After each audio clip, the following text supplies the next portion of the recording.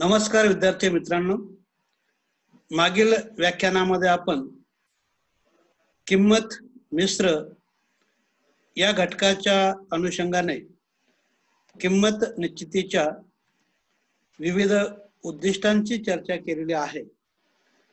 आज आपण वस्तूची किंमत निश्चित करत असताना ज्या विविध पद्धतींचा अवलंब केला जातो त्यातील काही महत्त्वाच्या पद्धती समजून घेणार आहोत। किंमत ठरवण्याच्या अनेक पद्धती आज अस्तित्वात आहेत। या सर्व पद्धती केवळ उत्पादकाने किंमत ठरवायची या मताच्या नाहीत, तर काही वेळेला ग्राहकांच्या मताचा आदर करून देखील वस्तूची किंमत ही निश्चित केली जाते। त्याबरोबरच बाजारपेठेचं संशोधन करून, ग्राहक संशोधन करून, किमतीबाबतचं संशोधन करून आपण निश्चित केलेली किंमत ही योग्य आहे किंवा नाही याचा विचार करून वस्तूची किंमत ही निश्चित केली जाते। याआधी म्हटल्याप्रमाणे किंमत हा ग्राहकाच्या दृष्टीने अत्यंत संवेदनशील अशा प्रकारचा मुद्दा आहे, कारण अलीकडे ग्राहक वस्तूच्या किमतीला वस्तू खरेदी करताना अधिक प्राधान्य देतो। त्यामुळे योग्य किंमत आकारणं हे अत्यंत आवश्यक असतं। सर्वसाधारणपणे उत्पादनाची किंमत ठरवण्याच्या ज्या काही महत्त्वाच्या पद्धती प्रचलित आहेत त्यातील एक पद्धत आहे ती म्हणजे इतरांपेक्षा वेगळी किंमत ठरवणं, ज्याला ऑड प्राइसिंग मेथड असं म्हटलं जातं। या पद्धतीमध्ये उत्पादक वस्तूची किंमत निश्चित करत असताना बऱ्याचशा वेळेला आपली किंमत ही इतरांपेक्षा वेगळी आहे हे दाखवण्याचा या ठिकाणी प्रयत्न करतात। त्यामुळे बऱ्याचशा वेळेला वस्तूची किंमत ही विषम नंबराने संपत असते।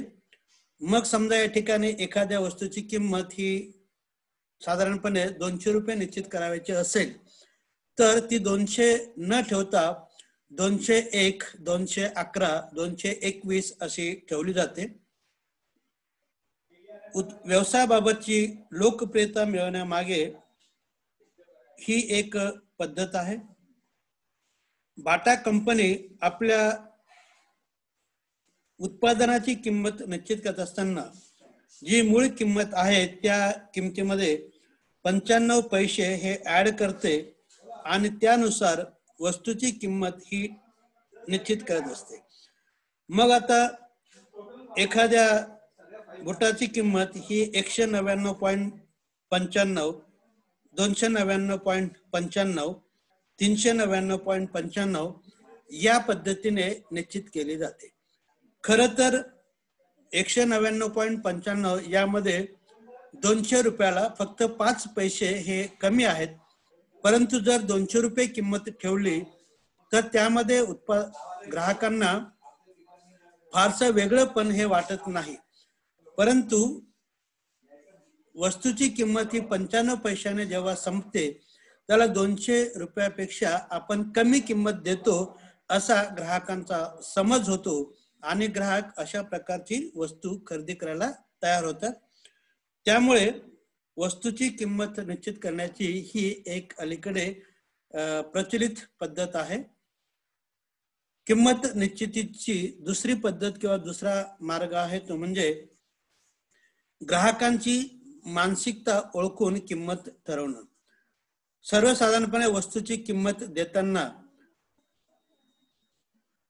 देवाणघेवाणीमध्ये किंवा चलन देण्या घेण्यासाठी अडचण येऊ नये या गोष्टीचा विचार करून शक्यतो वस्तूच्या किमती ह्या सम अंकामध्ये किंवा 5-10च्या पटीत निश्चित केल्या जातात। जसं सुरुवातीला एसटीने प्रवास करत असताना एसटीचं तिकीट हे विशिष्ट पैशामध्ये संपत होतं, परंतु मग सुट्या पैशाची अडचण ही मोठ्या प्रमाणात निर्माण होत होती। त्यावरती तोडगा म्हणून नंतर एसटीने तिकिटाची किंमत निश्चित करत असताना सम अंकामध्ये अशा प्रकारची किंमत निश्चित करण्याचं धोरण हे अवलंबलं. बऱ्याचशा वस्तूच्या किमती ह्या 5 किंवा 10च्या पटीत निश्चित केल्या जातात. त्यामुळे देवाणघेवाण करणं किंवा सुटे पैसे देणं हे ग्राहकांना देखील सहज शक्य होतं आणि यातून खरेदी विक्रीची प्रक्रिया जलद गतीने पूर्ण होते. ग्राहक देखील मानसिक दृष्ट्या संतुष्ट होतो आणि म्हणून ग्राहकाच्या मानसिकता विचार करून वस्तूची खरेदी करताना ग्राहकांना कोणत्याही प्रकारची अडचण किंवा समस्या निर्माण होणार नाही या दृष्टीने वस्तूची किंमत ही निश्चित केली जाते.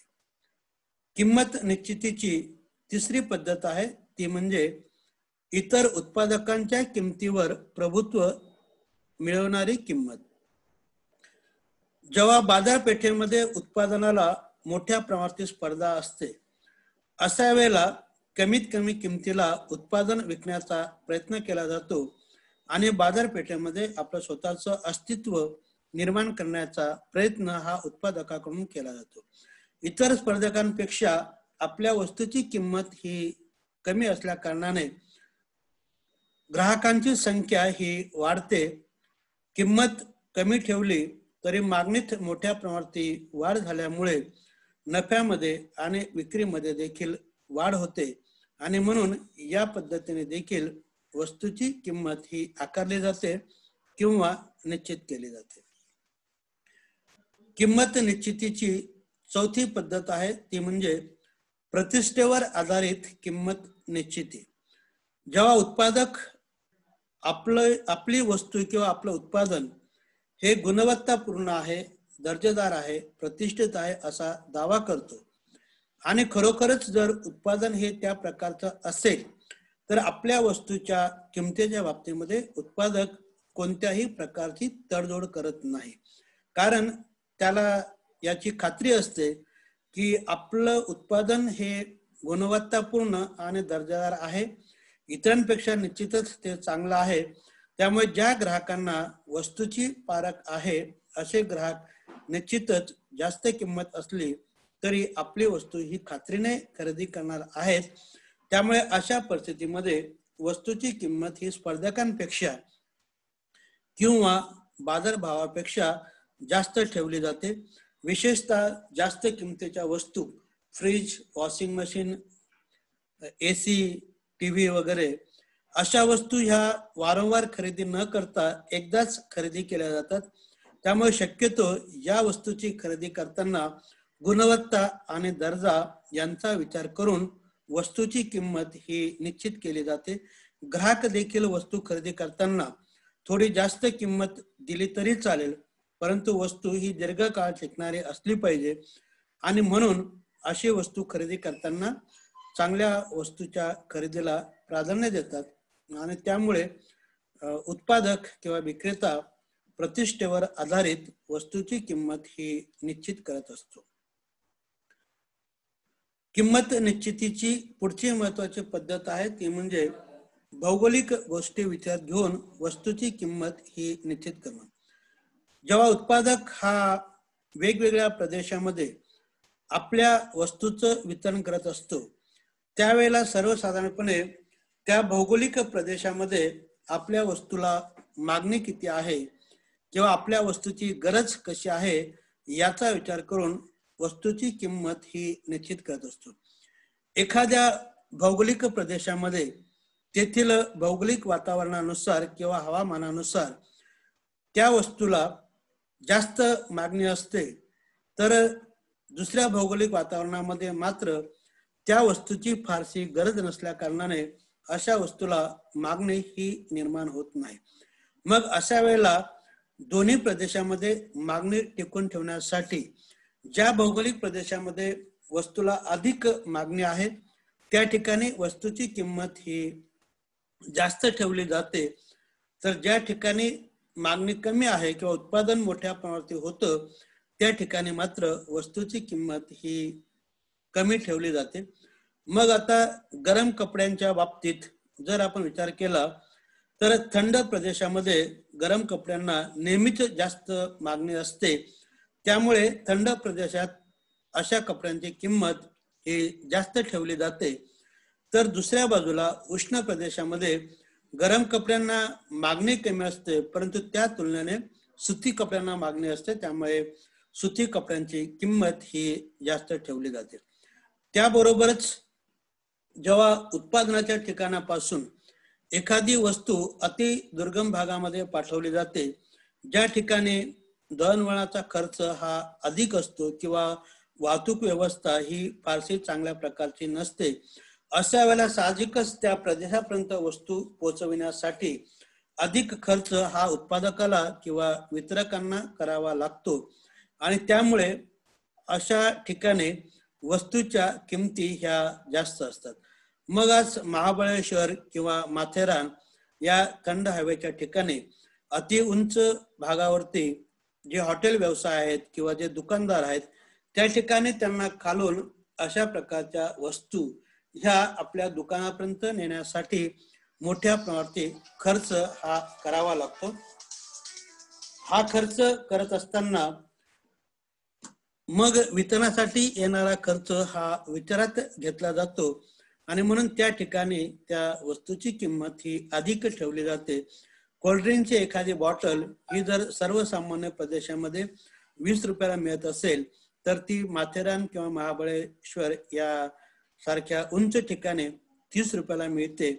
या ठिकाणी वाहतूक खर्च जास्त येणार असेल तर तो खर्च विचारात घेऊन वस्तूची किंमत ही निश्चित केली जाते. थोडक्यात दोन वेगवेगळ्या ठिकाणी वस्तूची किंमत ही या पद्धतीने निश्चित करण्याचा प्रयत्न हा केला जातो. पुढची एक महत्वाची पद्धत आहे ती म्हणजे दुहेरी किंमत आकारणं. जेव्हा एखादा उत्पादक एकच उत्पादन दोन वेगवेगळ्या किमतींना विकतो, त्यावेळेला त्यास दुहेरी किंमत धोरण असं म्हटलं जातं. बऱ्याचशा वेळेला वस्तू ही सर्वसामान्य ग्राहकांना देखील गरजेची असते, त्याबरोबरच उच्च उत्पन्न गटातील ग्राहकांना देखील ती गरजेची असते.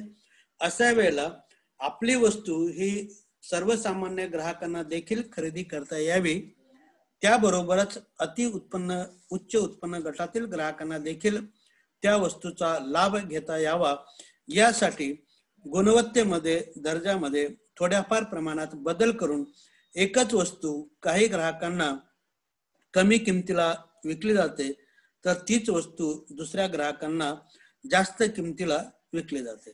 याचं उत्तम उदाहरण म्हणजे जेव्हा आपण रेल्वे किंवा विमानाने प्रवास करतो, त्याला विमानाने प्रवास करताना बिझनेस क्लासचं तिकीट हे वेगळं असतं, लक्झरियस क्लासचं तिकीट हे वेगळं असतं. विमान एकच असलं तरी ग्राहकांना वेगळ्या प्रकारच्या किमती ह्या आकारल्या जातात. रेल्वेने प्रवास करत असताना दोन ग्राहकांना एकाच ठिकाणी जायचं असेल तरी फर्स्ट क्लास मधून प्रवास करणाऱ्या ग्राहकांसाठी सेवेची किंमत ही जास्त आकारली जाते, तर सर्वसामान्य डब्यातून प्रवास करणाऱ्या ग्राहकांसाठी कमी किंमत आकारली जाते. शक्यतो ग्राहकांना त्या वस्तूचा किंवा सेवेचा लाभ घेता यावा, यासाठी त्यांची गरज, त्यांची आर्थिक क्षमता विचारात घेऊन ज्यावेळेला एकाच वस्तूच्या किंवा सेवेच्या दोन वेगवेगळ्या प्रकारच्या किमती ह्या आकारल्या जातात, त्यावेळेला या पद्धतीला दुहेरी किंमत असं म्हटलं जातं. किंमत निश्चितीच्या ज्या विविध पद्धती आहेत, त्यातील ह्या काही महत्वाच्या पद्धतींची आज आपण सविस्तर चर्चा केलेली आहे. व्याख्यानाच्या पुढच्या भागामध्ये आपण किंमत निश्चितीच्या ज्या उर्वरित पद्धती आहेत त्यांचा सविस्तरपणे अभ्यास करूया. आज याच ठिकाणी थांबूयात. धन्यवाद.